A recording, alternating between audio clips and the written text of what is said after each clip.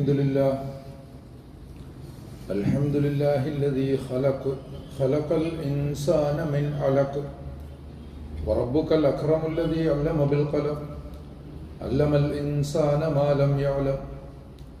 الحمد لله نحمده ونستعينه ونستغفره ونؤمن به ونتوكل عليه ونعوذ به من شرور أنفسنا.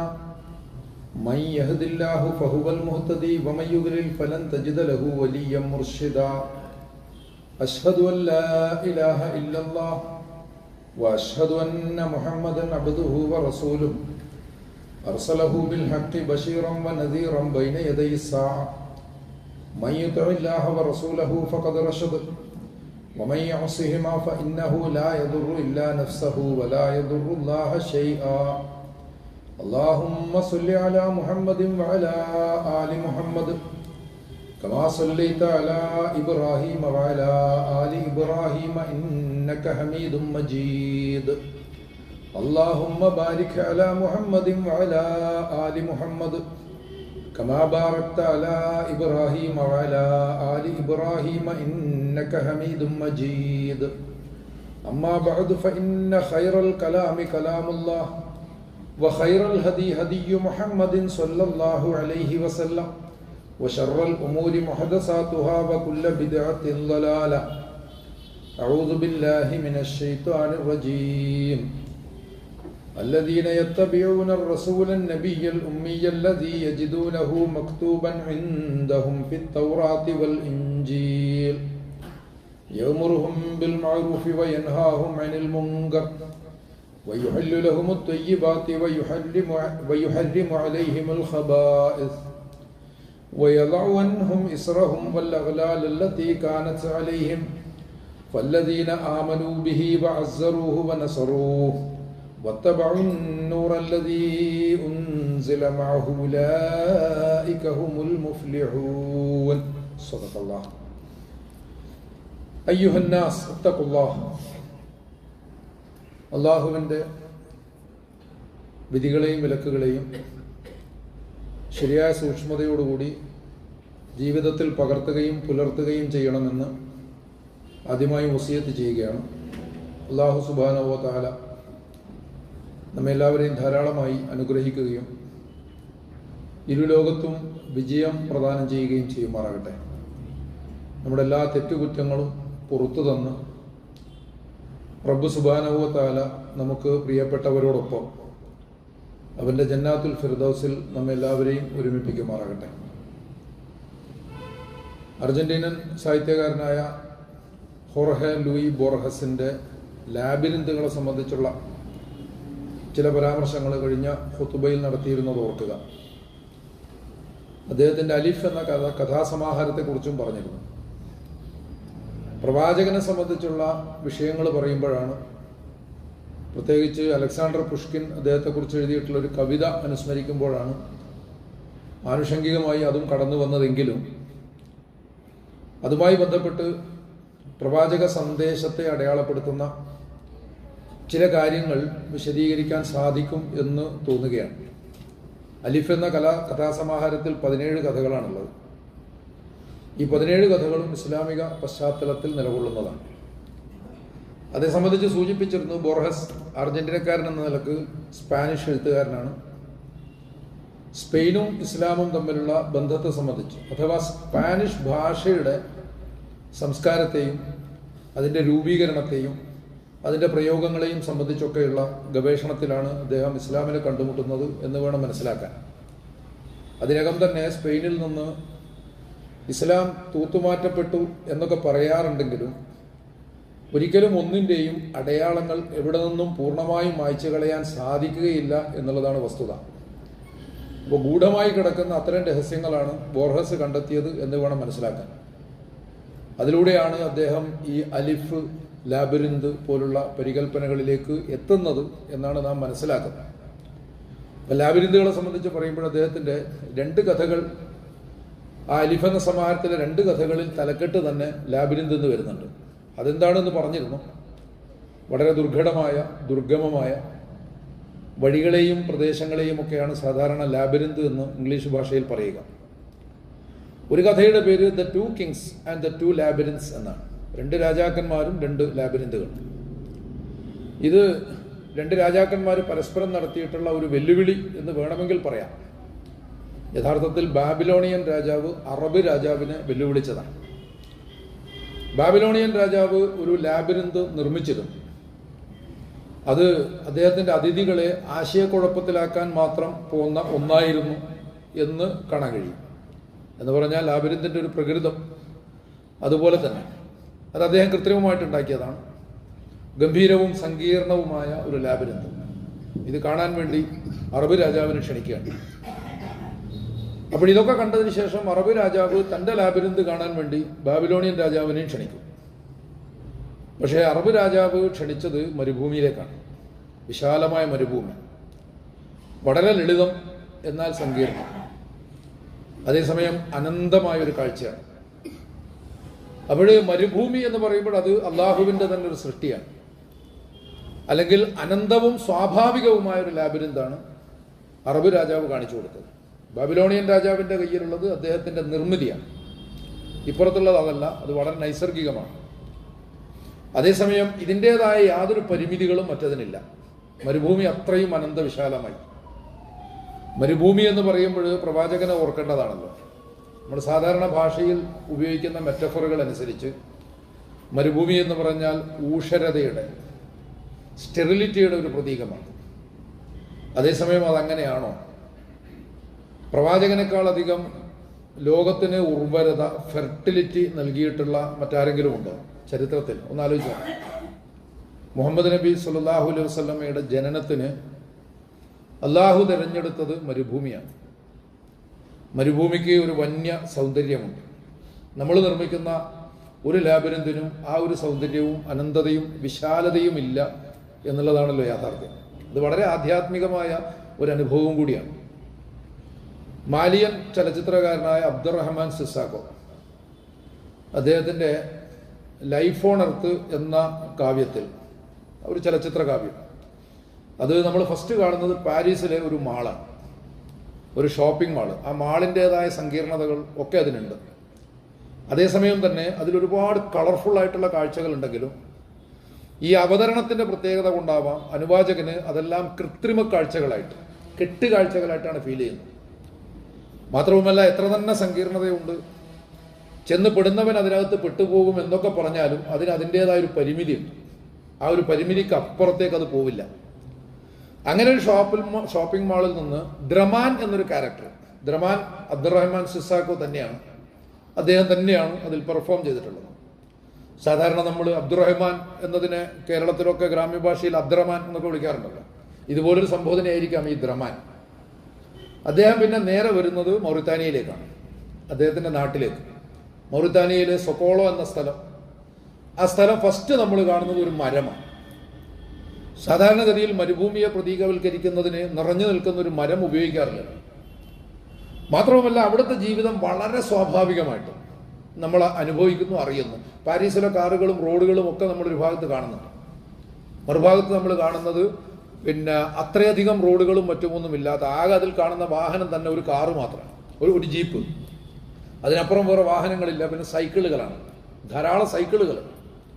ഇപ്പോഴങ്ങനെ സൈക്കിളുകളും അതുപോലെ തന്നെ കഴുതകളും മറ്റ് മൃഗങ്ങളുമൊക്കെ സഞ്ചരിക്കുന്ന, അതോടൊപ്പം മനുഷ്യരും കൂട്ടമായി നടക്കുന്ന ഒരു മരുഭൂപ്രദേശം സൊക്കോളോ. ഇത് കൂടുതൽ ജീവസ്വറ്റതായിട്ട്, കൂടുതൽ ചൈതന്യവത്തായിട്ട് ഈ രണ്ടാമത്തെ കാഴ്ചയാണ് നമുക്ക് അനുഭവപ്പെടുക. ഇപ്പം മരുഭൂമി എന്ന് പറയുമ്പോൾ യഥാർത്ഥത്തിൽ അതാണ്. നമ്മൾ ഭാഷയിൽ ഉപയോഗിക്കുന്ന പല മെറ്റഫറുകളെയും ഒരർത്ഥത്തിൽ ഖുർആൻ തിരുത്തുന്നുണ്ട്. ഒരർത്ഥത്തിൽ എന്നേ പറയാൻ പറ്റുള്ളൂ. ഉദാഹരണത്തിന് ഒരു പഠനത്തിൽ പെട്ടെന്ന് ശ്രദ്ധയിൽ വന്നൊരു സംഗതിയാണ് ഈ മരം പോലെ എന്ന് നമ്മൾ പറഞ്ഞു കഴിഞ്ഞാൽ ജീവനില്ലാത്ത ഒന്ന് എന്നാണല്ലോ നമ്മൾ വിചാരിക്കുക. മരം പോലെ നിർവികാരമായി നിൽക്കുമ്പോഴാണ് ഒരു മനുഷ്യനെ നമ്മൾ മരം പോലത്തെ മനുഷ്യൻ എന്നൊക്കെ പറയാം. അതേസമയം ഖുർആൻ ഉപയോഗിക്കുന്ന ഒരു ഉപമയുണ്ട്.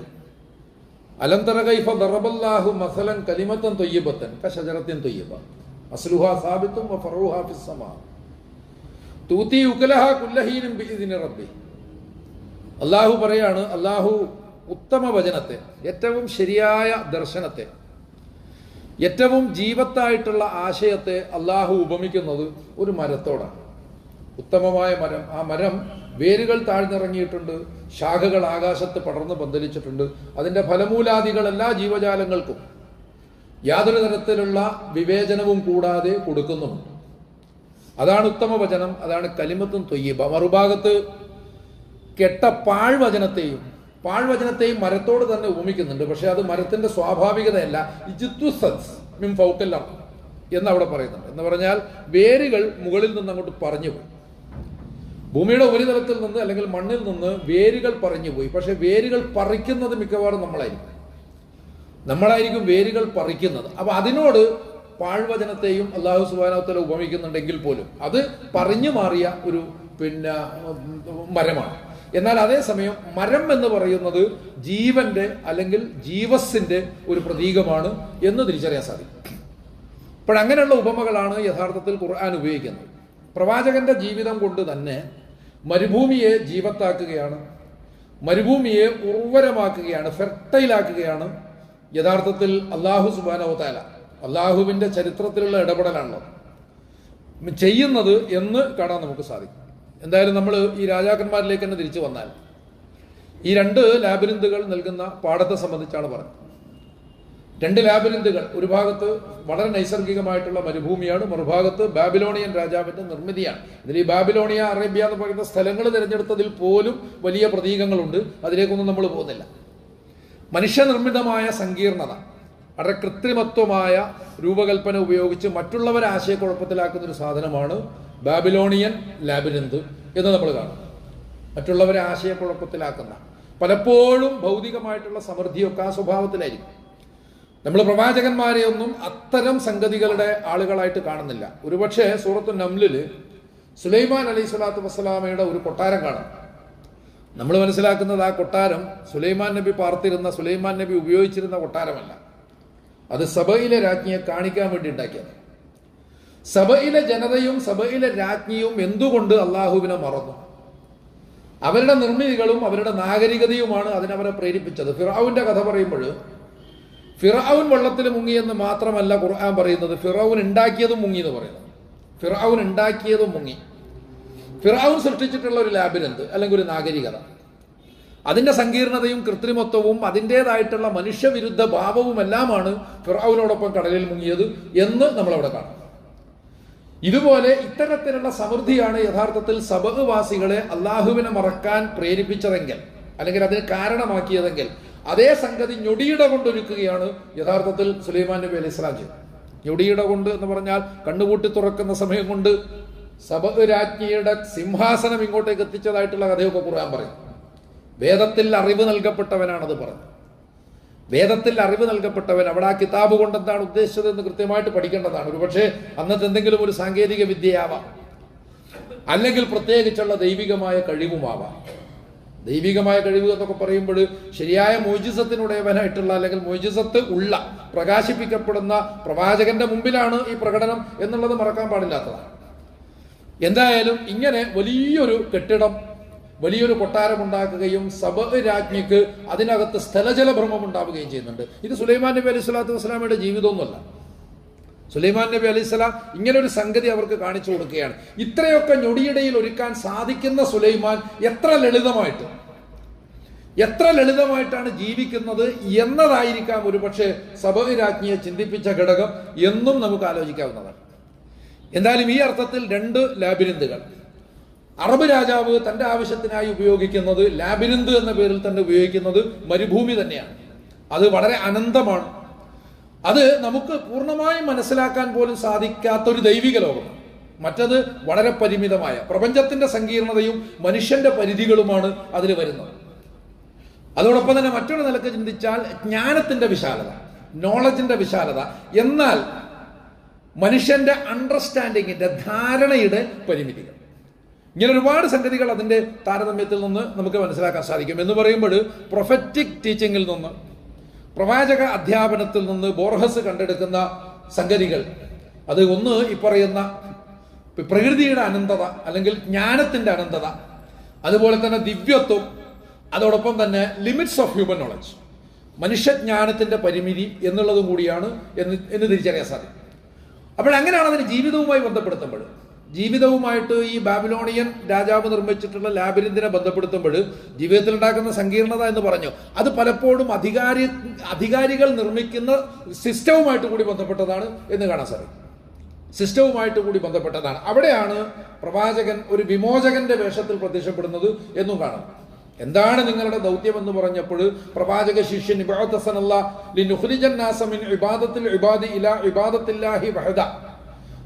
എന്ന് പറഞ്ഞതുപോലെ തന്നെയാണ് ജനങ്ങളെ നയിക്കുവാൻ വേണ്ടിയാണ് ഞങ്ങൾ വന്നിരിക്കുന്നത്. പടച്ചതമ്പുരാൻ അയച്ചിട്ട് വന്നതാണ് ജനങ്ങളെ നയിക്കുവാൻ. അടിയാറുകൾക്ക്, അടിമകൾക്ക് ജനങ്ങൾ അർപ്പിച്ചുകൊണ്ടിരിക്കുന്ന അടിമത്തത്തിൽ നിന്ന് അവരെ മോചിപ്പിച്ചിട്ട് ഏകനായ അള്ളാഹുവിന്റെ മാത്രം അടിമത്തത്തിലേക്ക് അവരെ കൊണ്ടുപോകുവാൻ. അതോടുകൂടി മനുഷ്യൻ യഥാർത്ഥത്തിൽ സ്വതന്ത്രരാവുകയാണ് ചെയ്യുന്നത് എന്നുള്ളതാണ് അതിന്റെ പാഠം. അതോടൊപ്പം തന്നെ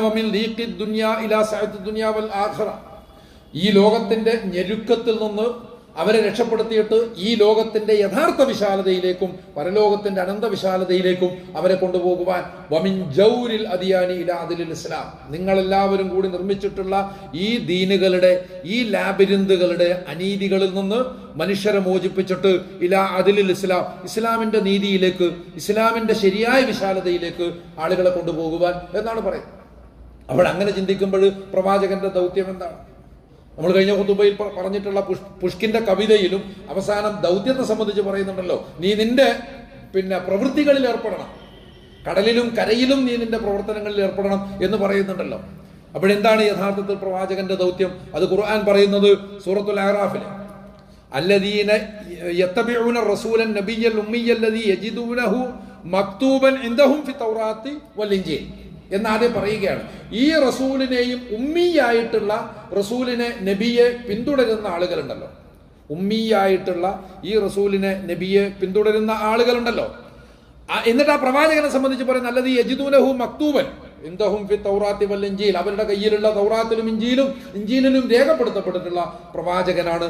ആ പ്രവാചകൻ എന്താണ് ചെയ്യുന്നത്? യഅ്മുറുഹും ബിൽ മഅറൂഫ്, അവർക്ക് നന്മ കൽപ്പിക്കുകയാണ്. നല്ലത് മാത്രം അവരുടെ ജീവിതമാക്കി മാറ്റാനാണ് യത്നിക്കുന്നത്. വയൻഹാഹും അനിൽ മുങ്കർ, തിന്മ അവരിൽ നിന്ന് വിഭാടനം ചെയ്യാനാണ് ശ്രമിക്കുന്നത്. തിന്മ വിലക്കുകയാണ് ചെയ്യുന്നത്. അതോടൊപ്പം തന്നെ വയുഹില്ലു ലഹുമുത് തയ്യിബാത്ത്, നല്ലതെല്ലാം അവർക്ക് ഹലാലാക്കുകയാണ്.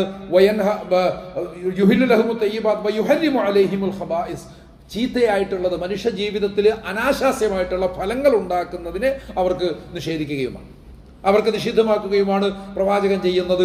എന്നിട്ട് വീണ്ടും പറയുന്നുണ്ട്, വയലഉ അൻഹും ഇസ്റഹും വൽ അഗ്ലാലല്ലതി കാനത് അലൈഹിം, അവരുടെ മുതുകുകളെ ഞെരിച്ചുകൊണ്ടിരിക്കുന്ന ഭാരങ്ങൾ ഇറക്കി വെക്കുകയാണ്. അതോടൊപ്പം വൽ അഗ്ലാലല്ലതി കാനത് അലൈഹിം, അവരെ വരിഞ്ഞു മുറുക്കിയിരിക്കുന്ന ചങ്ങലകൾ പൊട്ടിച്ചെറിയുകയുമാണ്. ആളുകളെ വിമുക്തരാക്കുകയാണ് യഥാർത്ഥത്തിൽ. ഇത് ഭൗതികവും ആത്മീയവുമായ സ്വാതന്ത്ര്യത്തിന്റെ പ്രഖ്യാപനമാണ് എന്ന് മനസ്സിലാക്കണം. അവർക്ക് നല്ലതെല്ലാം ഹലാലാക്കുന്നു, ചീത്തയായതെല്ലാം ഹറാമാക്കുന്നു. അതോടൊപ്പം തന്നെ അവർക്കിടയിൽ നന്മ കൽപ്പിക്കുകയും തിന്മ വിലക്കുകയും ചെയ്യുന്നു. അവരെ നല്ല വഴിയിലൂടെ നയിക്കുന്നു. അതുവഴി സംഭവിക്കുന്നത് പാപങ്ങളുടേതായ ഭാരത്തിൽ നിന്ന് അവർ മുക്തരാകുന്നു. അതായത് അതിനൊരു ആധ്യാത്മികമായ അർത്ഥമാണ്, സ്പിരിച്വൽ ആയിട്ടുള്ള അർത്ഥമാണ്. പാപങ്ങളുടേതായ വഴികേടുകളുടേതായ ഭാരങ്ങളിൽ നിന്ന് അവരെ മുക്തരാക്കുന്നു. അതോടൊപ്പം തന്നെ അതിന്റെ സാമൂഹികമായ പൊളിറ്റിക്കലായിട്ടുള്ള അർത്ഥം, ആളുകളെ പ്രയാസപ്പെടുത്തിക്കൊണ്ടിരിക്കുന്ന നിയമങ്ങളിൽ നിന്ന് അവരെ മോചിപ്പിക്കുന്നു. അതോടൊപ്പം തന്നെ അടിമത്തത്തിന്റെ കെട്ടുകൾ ഇറക്കുകയും ചെയ്യുന്നു. ഇസ്ലാമിനെ കേവലം കർമ്മശാസ്ത്രപരമായിട്ട് മാത്രം വായിച്ചാൽ ഇതിന്റെ അർത്ഥമൊന്നും ശരിക്കും തിരിയില്ല, അതും കൂടി കാണണം. കർമ്മശാസ്ത്രം വളരെ പ്രധാനമാണ്. അതേസമയം കർമ്മശാസ്ത്രത്തിൽ ഉണ്ടാകുന്ന ഗവേഷണങ്ങൾ എപ്പോഴും സമൂഹത്തിന്റെ നിലവിലുള്ള അവസ്ഥയുമായിട്ട് ബന്ധപ്പെട്ടതാണ്. അതും കൂടി തിരിയാതെ കർമ്മശാസ്ത്രം മാത്രം വായിച്ചിട്ട് കാര്യമില്ല. ഇത് മനസ്സിലാക്കണം. ഒരൊറ്റ ഇമാമ് തന്നെ ഇറാഖിലായിരുന്നപ്പോൾ ഒരു നിയമവും ഒരു ഫത്വയും, അതോടൊപ്പം ഈജിപ്തിലായിരിക്കുമ്പോൾ വേറൊരു ഫത്വയും കൊടുത്തത് നമുക്കറിയാലോ. മദ്ഹബിന്റെ ഇമാമുകളുടെ ചരിത്രത്തിൽ തന്നെ ഉള്ളതാണ്. ഇറാഖിലായിരിക്കുമ്പോൾ ഒരു വിധിയാണ്, അതേസമയം ഈജിപ്തിലായിരിക്കുമ്പോൾ വേറൊരു വിധിയാണ്. ഇവിടുന്ന് അങ്ങോട്ട് പോകുമ്പോൾ ദീനൊന്നും മാറുന്നില്ല. ഇതിങ്ങനെയാണ് സാഹചര്യങ്ങൾ മാറുമ്പോൾ. സഹാബാക്കൾക്കിടയിൽ തന്നെയും ഒരുപാട് സംഗതികളുണ്ട്. ഇങ്ങനെ ഒരുപാട് കാര്യങ്ങളിൽ ഇത്തരത്തിലുള്ള അഭിപ്രായ വ്യത്യാസങ്ങൾ സാഹചര്യം മാറുന്നതിനനുസരിച്ച് ഒരൊറ്റ അറേബ്യയിൽ ഇത്തരത്തിൽ സാഹചര്യങ്ങളിൽ വലിയ വ്യതിയാനം വരുന്നുണ്ടെങ്കിൽ ലോകത്തെമ്പാടും ഈ ഇസ്ലാം പ്രചരിക്കുമ്പോൾ അതിനെത്രമാത്രം വൈവിധ്യങ്ങൾ ഉണ്ടാകും എന്നതിനെ കുറിച്ച് നമ്മൾ ആലോചിക്കാറില്ല. എന്തുകൊണ്ടാണെന്ന് വെച്ചാൽ ദാർശനികമായും സാമൂഹ്യ ശാസ്ത്രപരമായും ഇസ്ലാമിനെ നമ്മൾ സമീപിക്കുന്നില്ല, പകരം ഫിഖ്ഹിലൂടെ മാത്രം കാണാൻ ശ്രമിക്കുന്നു. അപ്പോൾ കുഴപ്പങ്ങളുണ്ടാവും തീർച്ചയായിട്ടും. ഇസ്ലാമിന്റെ പ്രഖ്യാപനം എന്താണ്? യഥാർത്ഥത്തിൽ പ്രവാചകന്റെ ദൗത്യത്തെ സംബന്ധിച്ച് തന്നെ അടിസ്ഥാനപരമായി തന്നെ അത് പറയുന്നത് എന്താണ്? യദഉഹും ഇസ്റഹും വല്ലഗലാലല്ലതി കാനത് അലൈഹിം, ജനങ്ങളുടെ മുതുകിൽ നിന്ന് ഭാരങ്ങൾ ഇറക്കി വെക്കുകയും അവരെ ചങ്ങലക്കെട്ടുകളിൽ നിന്ന് മുക്തരാക്കുകയും അവരുടെ സ്വാതന്ത്ര്യമാണ് ഏറ്റവും പ്രധാനമായിട്ട് യഥാർത്ഥത്തിൽ ഇസ്ലാം മനസ്സിലാക്കുന്നത് എന്ന് തിരിച്ചറിയേണ്ടതാണ്. അവിടെ അതിനുവേണ്ടി ആ ഒരു മാർഗം തന്നെ, അള്ളാഹുവിന്റെ മാർഗം തന്നെ ഉപയോഗിക്കുമ്പോഴാണ് ശരിയായ അർത്ഥത്തിൽ തന്നെ ജനങ്ങൾ വിമുക്തരാവുക എന്ന നിലക്കും കൂടി അത് കാണേണ്ടത്. ശരിയായ പാത എന്ന് പറഞ്ഞാൽ അങ്ങനെയാണ്. മരുഭൂമിയെ സംബന്ധിച്ച് ഇവിടെ പറഞ്ഞതുപോലെ തന്നെ ലാബിരിന്തിന് സമാനമായിട്ട് ഖുർആനിൽ പറയുന്ന വേറൊരു മെറ്റഫർ ഉണ്ട്, അത് ചിലന്തി വലയാണ്. ബോർഹസിന്റെ രണ്ടാമത്തെ ലാബിരിന്ത് കഥ ഇവിടെ സൂചിപ്പിച്ച അത് Ibn Hakkam al Bukhari murdered in his labyrinth എന്നൊരു കഥയാണ്. ഈ കഥ അദ്ദേഹം ആരംഭിക്കുന്നത് ഖുർആനിൽ ഒരു ആയത്ത് ഉദ്ധരിച്ചിട്ടാണ്. ബോർഹസ് ഇങ്ങനെ ചില കഥകളിൽ തുടക്കത്തിൽ ഖുർആൻ ഉദ്ധരിക്കുന്നതിനെ പറ്റി കഴിഞ്ഞ ഖുതുബയിൽ പറഞ്ഞു. ഖുർആനിൽ ഒരു ആയത്ത് ഉദ്ധരിച്ചിട്ടാണ് ആ കഥ തുടങ്ങുന്നത്. ആ ആയത്ത് സൂറത്തുൽ അങ്കബൂത്തിൽ മസലുല്ലദീന തഖദൂ മിൻ ദൂനില്ലാഹി ഔലിയാ കമസലിൽ അങ്കബൂത്ത്, അള്ളാഹുവിനെ കൂടാതെ രക്ഷകന്മാരെ തേടുന്ന ആളുകളുണ്ടല്ലോ, രക്ഷകരെ കൃത്രിമമായി നിർമ്മിക്കുന്ന ആളുകളുണ്ടല്ലോ, അവരുടെ രൂപകം എന്ന് പറയുന്നത് ഒരു ചിലന്തിയുടെ രൂപകമാണ്. എന്തുകൊണ്ടെന്നാൽ ഇത്തഖദത് ബൈത്തൻ, ചിലന്തി ഒരു വീടുണ്ടാക്കി. ഇന്ന ഔഹനൽ ബുയൂത ലബൈത്തുൽ അങ്കബൂത്ത് എന്നാണ് പറയുന്നത്. വീടുകളിൽ ഏറ്റവും ദുർബലമായത് ചിലന്തിയുടെ വീടാണ്.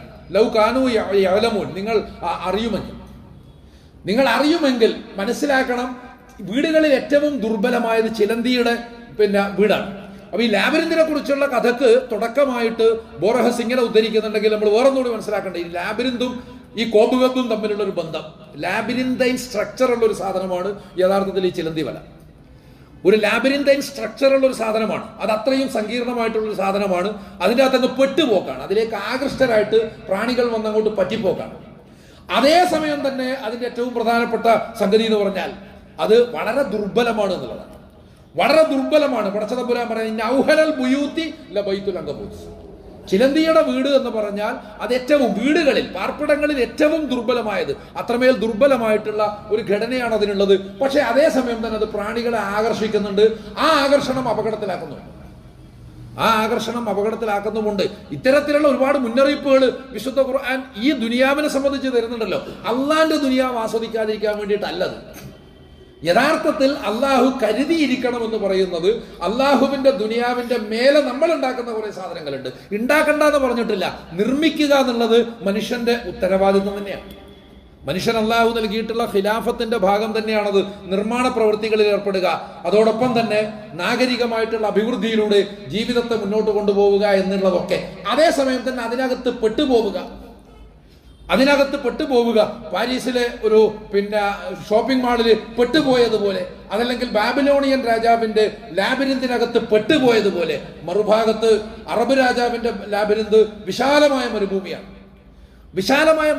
ആ മരുഭൂമി ഒരുപക്ഷെ ചതിക്കുന്ന കാഴ്ചകൾ അതിനകത്തും ഉണ്ടാകാം. നമുക്ക് ആലോചിച്ച് നോക്കുമ്പോൾ അതിനകത്താണ് ഈ മരീചിക പോലുള്ള പ്രതിഭാസങ്ങളൊക്കെ ഉള്ളത്. പക്ഷെ മരുഭൂമിയെ അറിയുന്നവന് ആ മരുഭൂമി ഒരിക്കലും ചതിക്കില്ല എന്നുള്ളതും സാധാരണഗതിയിൽ മരുഭൂമിയെ സംബന്ധിച്ച് എഴുതിയിട്ടുള്ളവരൊക്കെ പറയുന്ന ഒരു കാര്യമാണ്. മരുഭൂമിയെ അറിയുന്നവനെ, മരുഭൂമി ഏറ്റവും നന്നായിട്ട് മനസ്സിലാക്കാൻ പറ്റിയ പുസ്തകം മുഹമ്മദ് അസദിന്റെ പുസ്തകം തന്നെയാണ്. മുഹമ്മദ് അസദ് മരുഭൂമിയുടെ ആഴത്തെ വർണ്ണിച്ചിട്ടുണ്ട്, മരുഭൂമിയുടെ സൗന്ദര്യത്തെ വർണ്ണിച്ചിട്ടുണ്ട്, അതിന്റെ അഗാധതയെ, അതിന്റെ ഗാഠതയെ, അത് നൽകുന്ന പാഠങ്ങളെ ഒക്കെയും തന്നെ അദ്ദേഹത്തിന്റെ റോഡ് ടു മക്ക എന്ന പുസ്തകത്തിൽ നമുക്ക് അനുഭവിച്ചറിയാൻ വേണ്ടി സാധിക്കും. ആ മരുഭൂമിയിൽ ഉണ്ടായിട്ടുള്ള ഒരു വെളിച്ചം, അതാണ് നബി സല്ലല്ലാഹു അലൈഹി വസല്ലം എന്ന് തിരിച്ചറിയാൻ നമുക്ക് സാധിക്കും. ശരിയായിട്ടുള്ള വഴിയിലൂടെ കൊണ്ടുപോകുന്നു, നമ്മളെ സ്വതന്ത്രരാക്കുന്നു, വിമുക്തരാക്കുന്നു, നമ്മുടെ ചുമലിൽ നിന്ന് ഭാരങ്ങൾ ഇറക്കി വെക്കുന്നു, ചങ്ങലക്കെട്ടുകൾ അറുത്തു മാറ്റുകയും ചെയ്യുന്നു.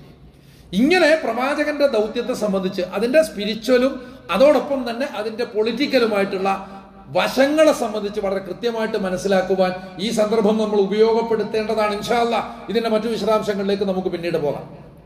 എന്തായിരുന്നാലും ലോകത്ത് ഒരുപാട് ചിന്തകർ, അതുപോലെ തന്നെ ഒരുപാട് സാഹിത്യകാരന്മാർ, ഒരുപാട് എഴുത്തുകാർ ഇത്തരത്തിൽ പ്രവാചകനെ സംബന്ധിച്ച് ധാരാളമായി എഴുതിയിട്ടുണ്ട് എന്നുള്ളത് നമുക്ക് തിരിച്ചറിയാൻ സാധിക്കും. അത്തരം ബിംബങ്ങളെ ശരിയായിട്ട് പഠിക്കുമ്പോൾ പ്രവാചകന്റെ ജീവിതം എന്ന് പറയുന്നത് അതും കൂടി ഉൾപ്പെടുന്നതാണ് എന്നുള്ളതാണ് ഇവിടെ സൂചിപ്പിക്കുന്നത്. നമുക്ക് മുമ്പിൽ ഒരുപാട് ചരിത്രങ്ങളുണ്ട്, സീറകളുണ്ട്, അതൊക്കെ ഉണ്ടായിരിക്കെ തന്നെ അതൊക്കെ നമ്മൾ അക്കാഡമികമായി പഠിക്കാറുമുണ്ട്. എന്നാൽ അതിന്റെ മറുവശത്ത് ഇങ്ങനെയും ഒരുപാട് ആളുകൾ പ്രവാചകനെ അറിയാൻ ശ്രമിച്ചിട്ടുണ്ട് എന്ന് തിരിച്ചറിയാൻ വേണ്ടിയാണ് അത്തരത്തിലുള്ള ഉദാഹരണങ്ങളും കൂടി ഇവിടെ കൊണ്ടുവന്നത് എന്ന് മനസ്സിലാക്കേണ്ടതാണ്. ആ അർത്ഥത്തിൽ പ്രവാചകനെ ശരിയായി തിരിച്ചറിഞ്ഞുകൊണ്ട് മുന്നോട്ട് പോകുവാനും ജീവിതത്തെ ശുദ്ധീകരിക്കുവാനും അർത്ഥവത്താക്കുവാനും പ്രവാചകനോട് കൽപ്പിച്ചത് ഭൂമിയിൽ പ്രവർത്തിക്കുവാനാണ്. ഈ അർത്ഥത്തിൽ പ്രവർത്തന നിരതരായി തീരുവാനും നമുക്ക് സാധിക്കുക എന്നത് വളരെ പ്രധാനമാണ്. അല്ലാഹു സുബ്ഹാനഹു വ തആല ശരിയായ രീതിയിൽ നബിയെ അറിയുവാനും, ശരിയായ രീതിയിൽ നബിയെ സ്നേഹിക്കുവാനും, ശരിയായ രീതിയിൽ നബിയെ ഉൾക്കൊള്ളുവാനും, ശരിയായ രീതിയിൽ നബിയെ അനുധാവനം ചെയ്യുവാനും പിന്തുടരുവാനും നമുക്കെല്ലാവർക്കും തൗഫീഖ് തന്ന് അനുഗ്രഹിക്കുമാറാകട്ടെ.